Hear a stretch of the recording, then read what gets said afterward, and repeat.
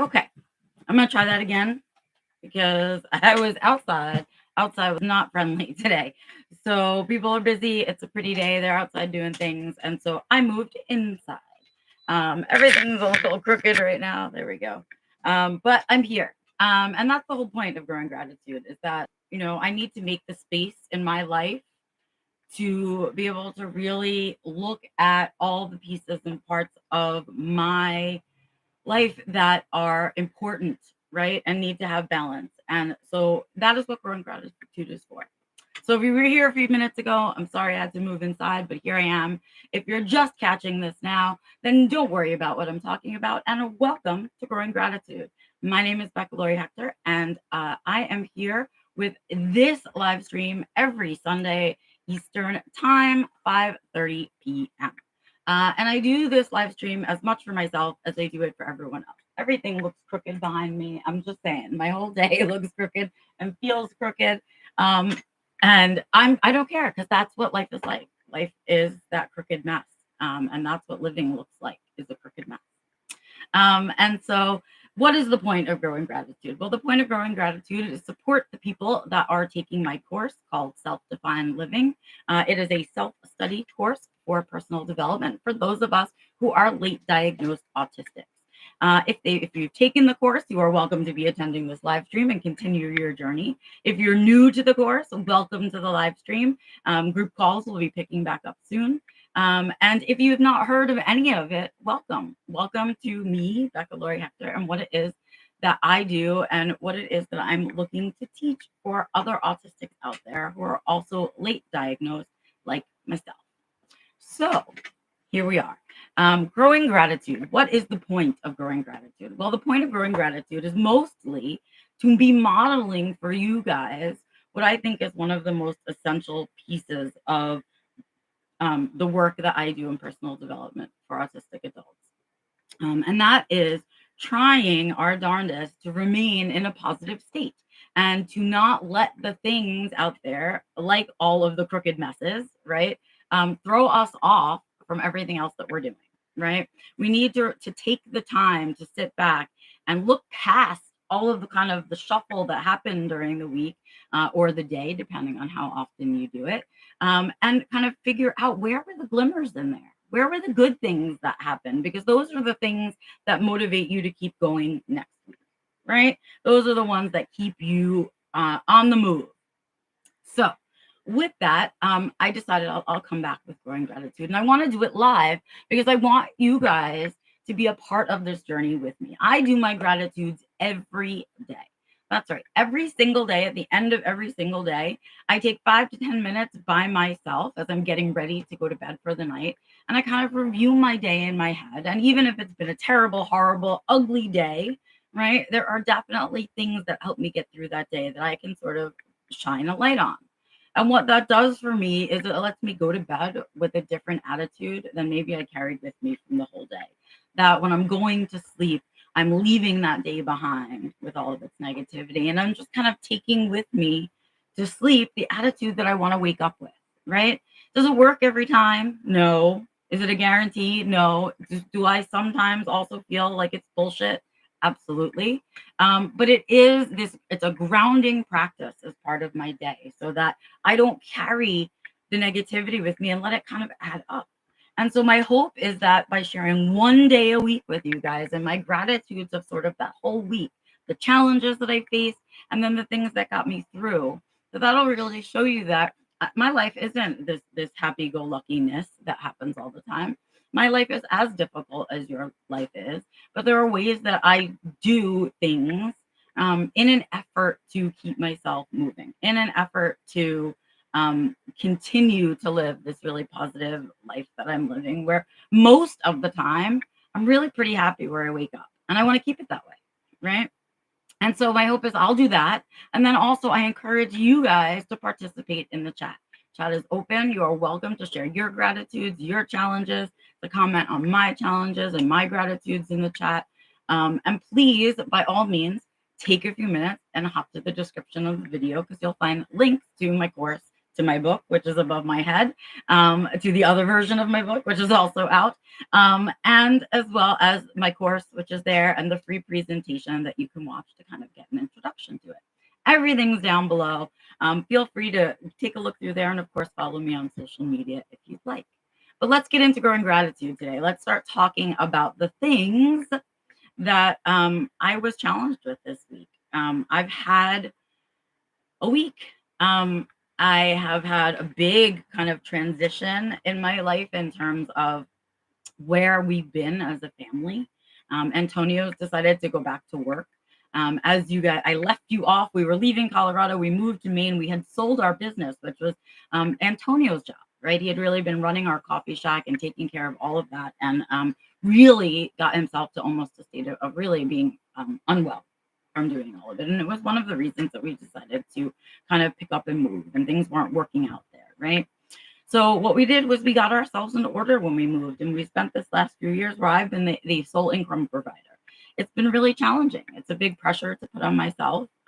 But at the same time, it was a big effort to put on myself to be the one who's providing our income for our house. But we needed to do it because I'm a disabled person. And when I look at my life as a disabled person, I know there are certain things that I just don't have the capacity to do. And so I have a choice about those things, and that is either to hire someone to help support me in those areas, right? Or my husband, who up until these last 2 weeks or so, has been my support person, and he's done those things around the house and kept us together as a family and kept us kind of moving. And in doing that, he's actually saved us a lot of money, right? If he wasn't here taking care and cleaning the house and taking care of the dogs, I might be hiring a dog walker. I might be having my groceries delivered, whereas he goes out to the grocery store. I might be getting food that's pre-prepared, but he cooks for us, right? But we've had this huge jump here in the States in cost of living. It went up 11.7% in the last year, which is like 3 times the amount that it usually goes up every year. And that's been a challenge for us as a family. And it's really challenged our income and our budgeting skills. And it's brought us to a place of discomfort. And that place of discomfort is really what illuminated me to the fact that I was spread too thin and that I really needed to rethink my career priorities and what I was doing with my energy. And that sent me on this journey of realizing that I'd really stepped off my own path. I'd really kind of moved away from the space that I was comfortably in, and really kind of gearing towards this aligned life. And I kind of got distracted in the move, in that urgency to want to return us to normal, and that urgency for us to get back on track now that we had moved, and all of these things. And I lost track. And so that's where we are. And so part of the effort to get back on track is that I had to learn to say to my husband, who I love very much, I had to say, I need help. I'm not making the money the way that we were making. Markets have changed. This changed. The cost of living has changed.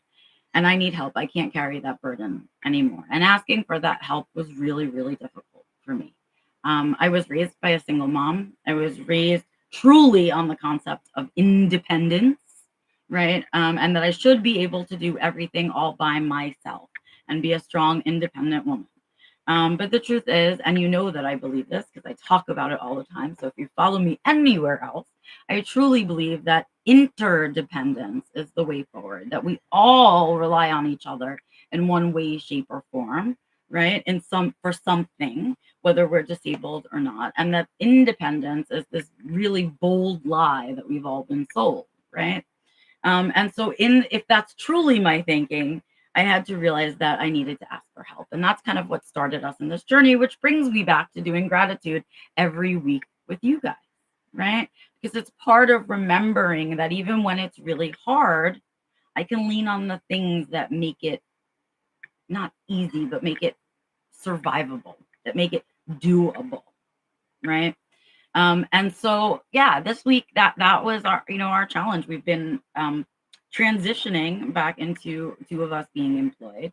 Even though Antonio is just returning to work part-time, it's still a big shift. and how we do our meal planning and how we do our house cleaning and how we feed and walk our dogs and who's responsible for what and when we do our dishes and all kinds of like other crazy things. And as an autistic person, that shift in routine is really uncomfortable for me. And it's not much easier for Antonio, who is also neurodivergent, right? And change in general is not easy for anyone. And so this has been my battle this week. It's been, we're in like, I think week 3, and we've agreed to give it a month before we really start thinking about it too much. And I think probably a month and a half would be reasonable, right? To sort of get into a new routine and see if it's working.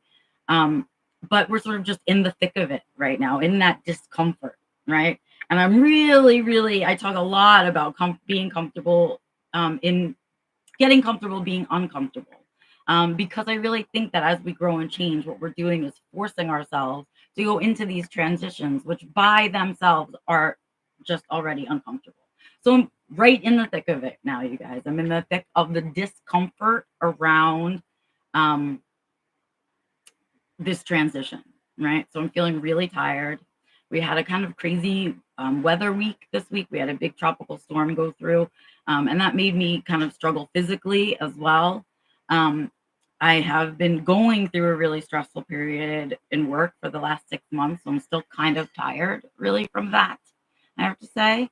And so there's a lot of stuff going on kind of right now. And so this week, I just felt like the challenges came in weird places for me. So my challenges came in trying to remember that it's all not going to come together right away, right? That as we're transitioning, that there are going to be days when the dishes don't get done, and that there are days when, I have to push the laundry one more day further, or days when we don't get to do something fun, right? Or we don't get to do something we need or want to do for some reason or another.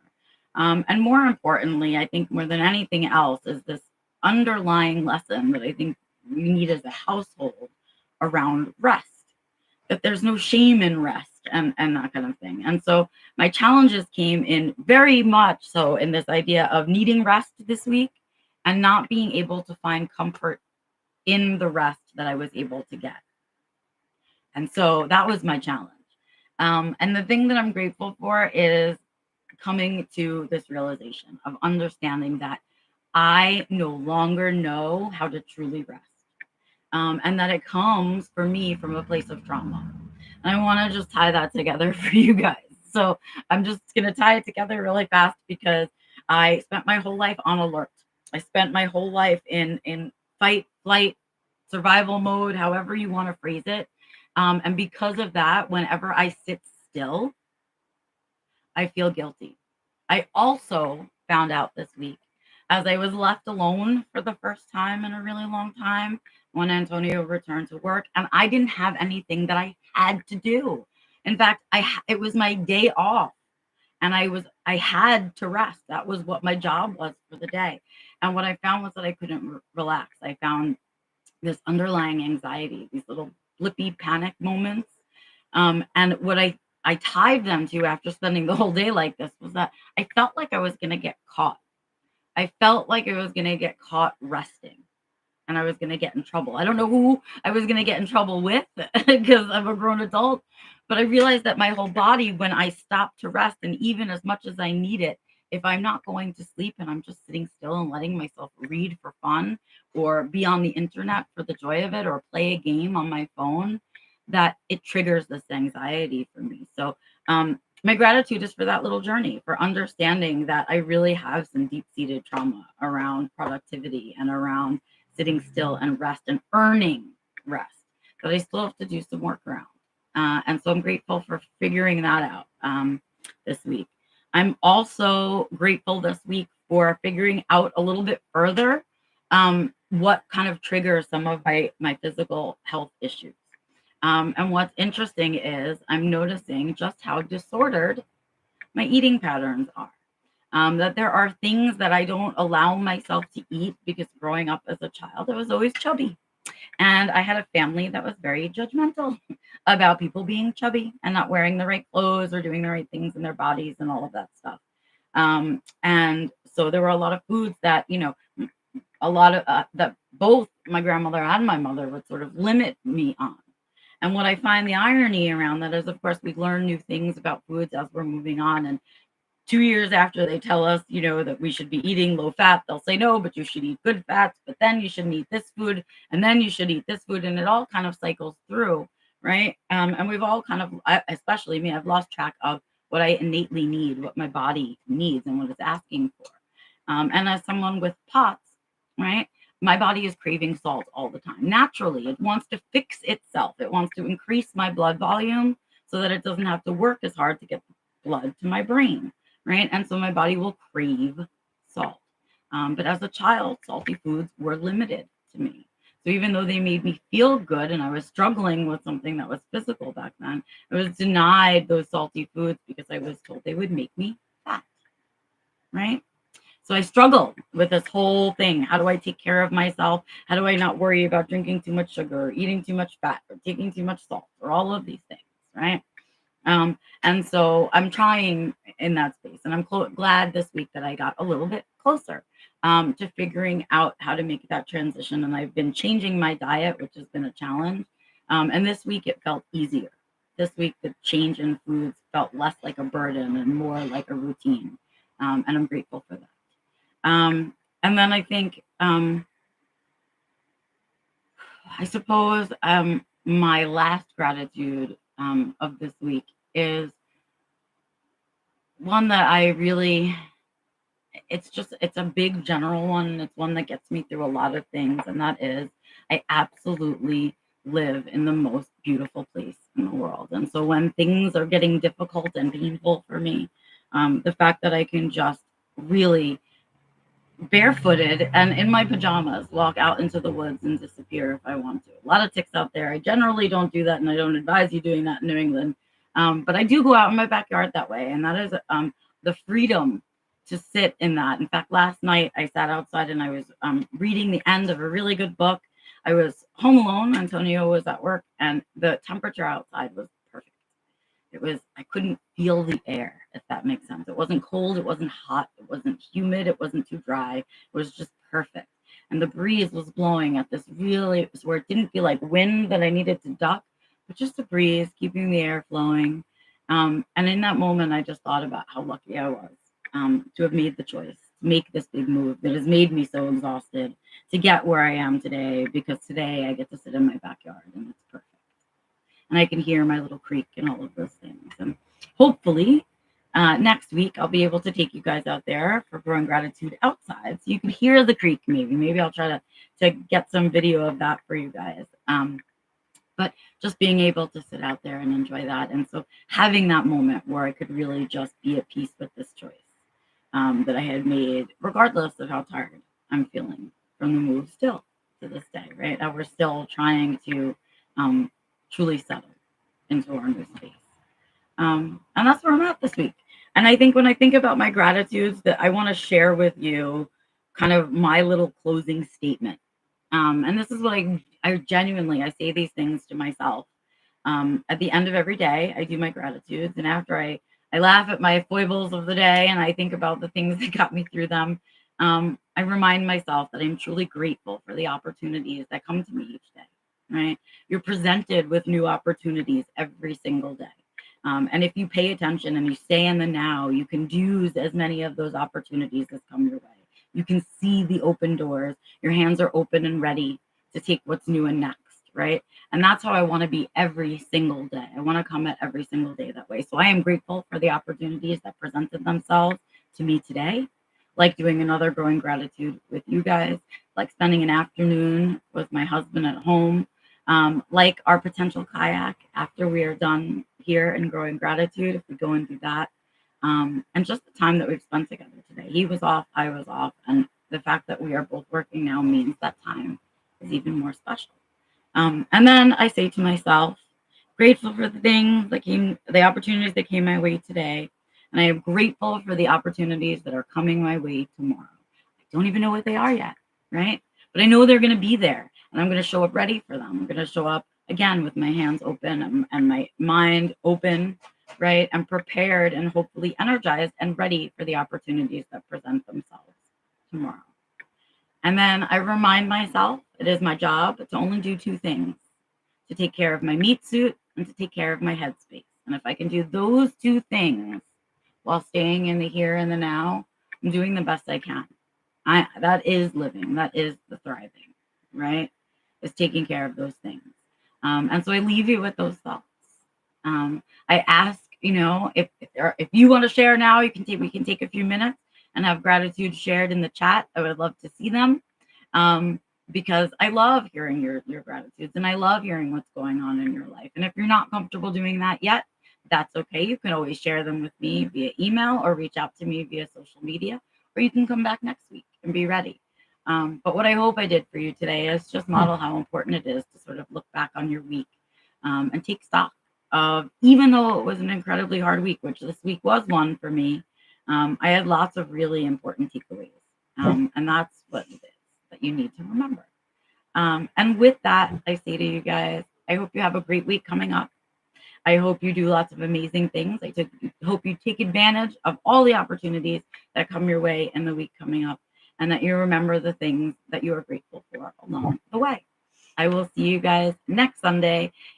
Please take a look at the course in the description. My book is in the description. The website's in the description. Everything is down there for you. And I hope to see you next Sunday at 5:30 p.m. Eastern Time. Bye.